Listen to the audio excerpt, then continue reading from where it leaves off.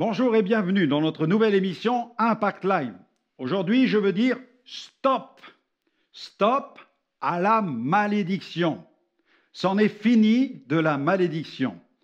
Nous avons connu dans notre famille la malédiction, puisqu'en 1985, chez nous, l'atmosphère était une atmosphère de mal de vivre, un mal de vivre profond, une atmosphère de malédiction, avec l'emprise de l'occultisme sur toute notre famille, les tourments dans mon âme, avec des pensées de suicide, avec ma petite sœur, qui la nuit poussait des hurlements dans sa chambre et elle voyait des cadavres couchés sur son lit alors qu'elle ça n'était qu'une enfant de 6 ans. Mes parents parlaient de divorcer, l'ambiance était très tendue à la maison. Mon frère aîné passait son temps à l'extérieur, dans des boîtes de nuit, à faire la fête, à consommer de la drogue et de l'alcool sans modération. Mais nous avons vu l'intervention de Dieu et Dieu a mis un terme à la malédiction. Dieu a dit à un moment, stop, c'en est fini de la malédiction. J'aimerais vous encourager, vous qui m'écoutez, peut-être que vous avez le sentiment d'avoir une vie marquée par la malédiction, vous pensez peut-être même être victime de sortilèges. Mais la Bible nous dit ceci, dans Nombre 23, verset 23, c'est une promesse pour ceux qui nous écoutent, j'aimerais leur dire, si vous placez votre vie sous l'autorité du vrai Dieu, et si vous recevez Jésus, vous verrez que votre vie sera libérée de toute espèce de malédiction.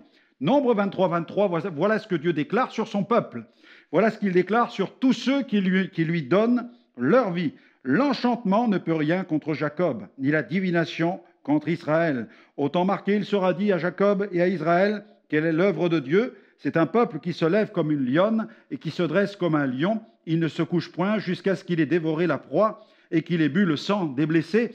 Il est question d'un peuple qui est royal. Il est question d'un peuple de vainqueurs. Ceux qui ont placé leur vie sous l'autorité du vrai Dieu et de Jésus-Christ, c'est un peuple de vainqueurs. Ils ne sont plus victimes des prédateurs, mais ils sont victorieux sur tous les prédateurs. Le lion, eh bien, c'est le roi des animaux, hein, c'est ce qu'on a l'habitude de dire. Eh bien, de la même manière, dans la Bible, le lion est présenté. Il est décrit comme étant le peuple d'Israël, le peuple de Dieu. C'est un peuple qui se lève comme une lionne, qui se dresse comme un lion. Il ne se couche point jusqu'à ce qu'il ait dévoré la proie et qu'il ait bu le sang des blessés. J'ai vu tellement de personnes être libérées de la puissance des sortilèges, de la puissance des malédictions. Dieu est un Dieu qui veut vous mettre sous sa protection. Il est un Dieu qui veut vous mettre à l'abri. Je vous propose d'ailleurs d'écouter tout de suite Yatal qui chante ce chant. Eh bien, à l'abri. Voulez-vous vous mettre à l'abri de Dieu? Eh bien, recevez Jésus maintenant là où vous êtes. Commencez à lui parler et à dire « Seigneur, Dieu Tout-Puissant, protège-moi, viens dans ma vie et donne-moi une pleine et entière liberté. » On écoute Yatal et on se retrouve tout de suite.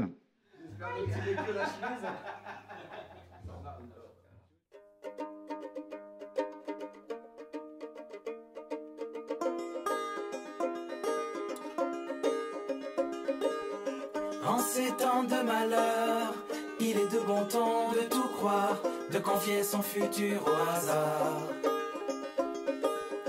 Évitez les trottoirs, aux échelles qui font peur, histoire de chasser nos heures noires. Et l'on prie un ciel anonyme pour que demain existe encore et nous donne un autre essor.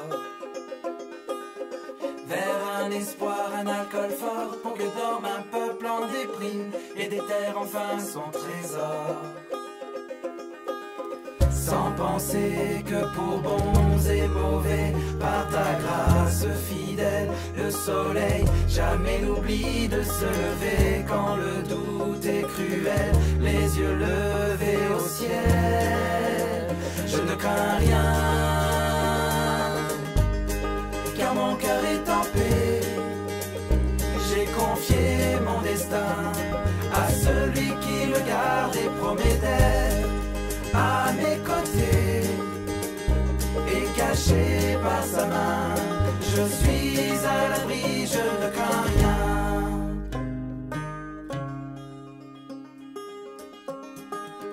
En ces temps où les peurs envahissent innocents et coupables, où vieillir et drame intolérable, colmatés par des phares, nos rides pour offrir un bonheur qui ne durera qu'une poignée d'heures. Sans penser que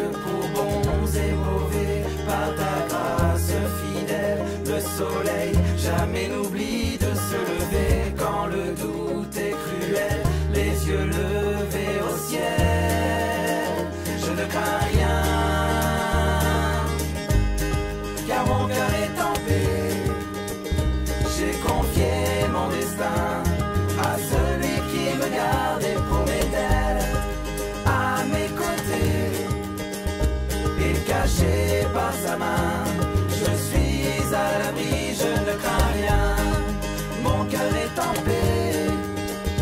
J'ai confié mon destin à celui qui me garde et promet d'être à mes côtés.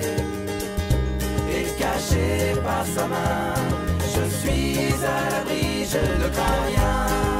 À ses côtés, et caché par sa main,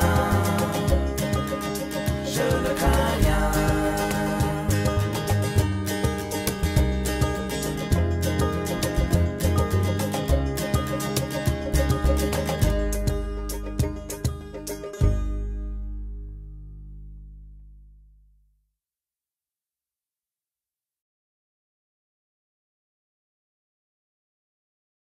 Merci pour cette magnifique interprétation. Oui, nous voulons nous placer sous l'abri de Dieu, nous trouver la protection en Dieu. La protection se trouve en lui. Mais pour cela, il faut placer sa vie sous l'autorité de Jésus. La Bible dit que Jésus est venu sur la terre et qu'il est mort sur la croix. Pourquoi est-il mort sur la croix? Un passage de l'Écriture déclare, dans l'Épître aux Colossiens, qu'il a dépouillé sur la croix. Il a dépouillé les dominations, les puissances, les autorités.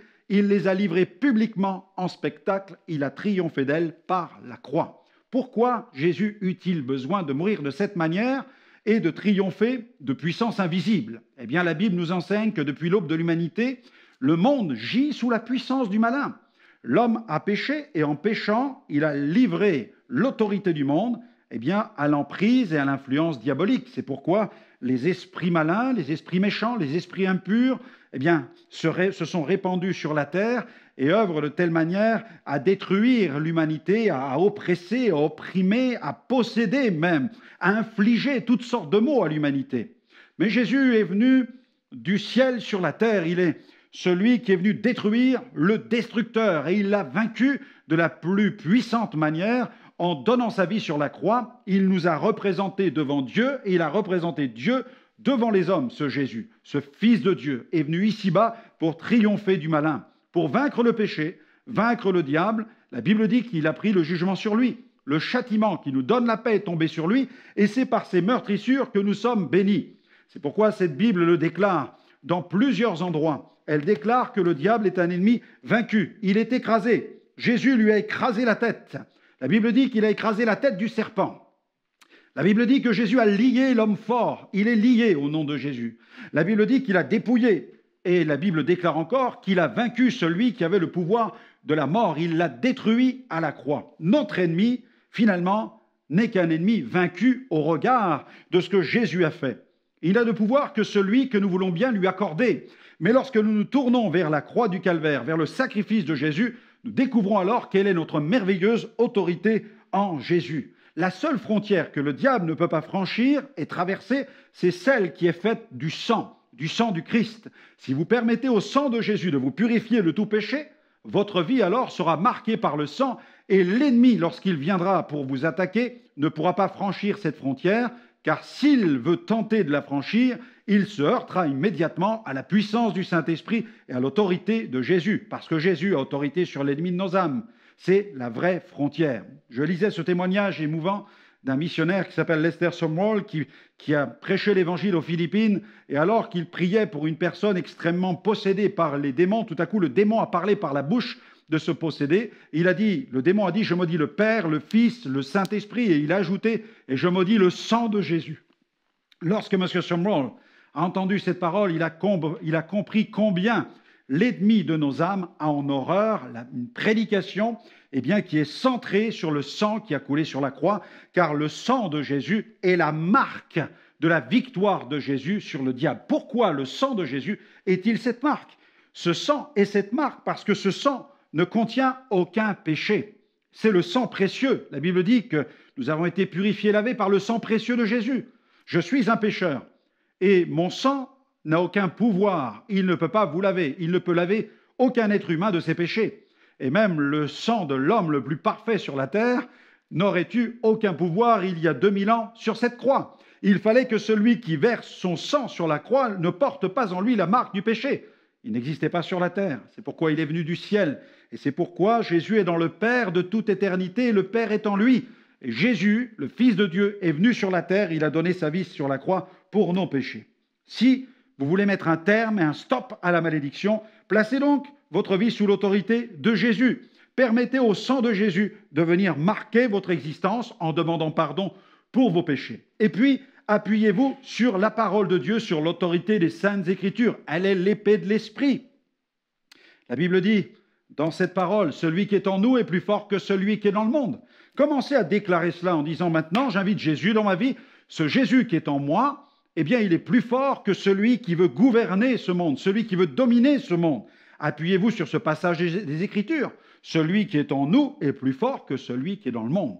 Lorsque j'ai été libéré de l'occultisme, eh bien, le pasteur m'a donné cette clé. Il m'a dit « confesse » et j'ai commencé à le confesser chez moi. Je marchais dans la maison en tenant ma Bible dans la main et je lisais à haute voix ce passage de 2 Corinthiens chapitre 5 verset 17. « Si quelqu'un est dans le Christ, il est une nouvelle créature. Les choses anciennes sont passées, voici toutes choses sont devenues nouvelles. Si quelqu'un est dans le Christ, il est une nouvelle créature. Toutes choses anciennes sont passées, voici maintenant toutes choses deviennent nouvelles. » Alléluia. Les choses anciennes sont passées. Nous voulons le déclarer en nous appuyant sur la parole de Dieu. Et puis, la Bible dit qu'il faut détruire tous les objets occultes. C'est ce que nous trouvons dans le réveil d'Éphèse, dans les Actes des Apôtres. Tous ceux qui avaient pratiqué les arts magiques, eh bien, ont détruit toutes ces choses. Détruisez les talismans, les gris-gris, les objets d'occultisme, les livres de sorcellerie, mais placez tout dans le feu. Détruisez ces choses, coupez avec les ténèbres et affirmez votre appartenance au royaume de Dieu. La Bible dit que Jésus nous transfère, Dieu nous transfère, le Père nous transfère du royaume des ténèbres dans l'admirable lumière. Nous ne pouvons plus vivre dans les ténèbres si nous voulons que le Seigneur, le Prince de la vie, celui qui a dit « Je suis la lumière du monde », si nous voulons qu'il vienne habiter dans notre cœur, nous ne pouvons plus vivre dans les ténèbres. Il nous faut donc couper radicalement avec les ténèbres. Je vous invite à le faire maintenant. Là où vous êtes, dites « Père Céleste, je vis dans les ténèbres, je te demande pardon, pardonne-moi, purifie-moi, libère-moi, brise mes chaînes, rends-moi libre. Je prends l'engagement de détruire tous les objets occultes, car je ne veux plus ployer sous la malédiction. Je veux maintenant relever la tête, et comme Israël, je veux marcher comme une lionne. Je veux être maintenant victorieux, parce que l'enchantement et la divination, dorénavant, n'auront plus d'emprise sur ma vie. Au nom de Jésus, Amen. Amen. Dieu a entendu votre prière, mais n'arrêtez pas ici. Allez plus loin, poursuivez votre recherche de Jésus, poursuivez la lecture de la Bible et continuez à marcher avec Dieu, car Dieu en réserve tout un ensemble de bénédictions, tout un stock de bénédictions pour votre existence. Il veut que vous grandissiez dans une vie de disciple. Que le Seigneur vous bénisse et à très bientôt. Visitez le centre de ressources spirituelles de Liliana et Franck Alexandre. Vous pouvez y accéder depuis votre téléphone portable, votre ordinateur ou votre tablette.